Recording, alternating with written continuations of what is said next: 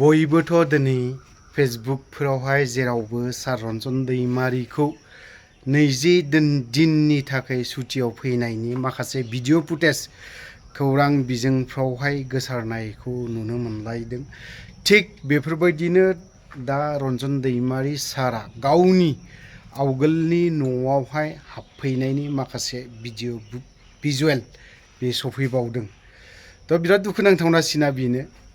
सोरबाया राजा फिसाफोरबायदि थागोन, सोरबाया फोरजाफोरबायदि बहाबा न' सिङाव थागोन। बे आरोखि बाथ्राया एसे दुखुनांथावनाया बेनो जानानै थाबाय। जोंनाव मा गैया, जोंनि दैदेनगिरिफ्रा मा खालामनो हायो हाया गोसोब्ला, नङा होनबा? गोसोब्ला आरोखि, गोसो जायोब्ला। नाथायबा बिखौ गोसोआनो गैखाथाराब्ला बा माबा मोनसे खालामथारनो गोसो गैथ्राब्लाथ' माथो होनना बुंनाय, नङा होनबा? थ' बुङोब्ला गोबां खोथा ओंखारलाङो। थ' आं बिनि सायाव गोलाव सम जाबाय, गोबाव जाबायमोन भिडिअ लाबोयैया। दिनै बुंनोबो सानदोंमोन, नाथाय बुंथ'ला आङो। सुटियावसो फैदों 20 डेजनि थाखाय।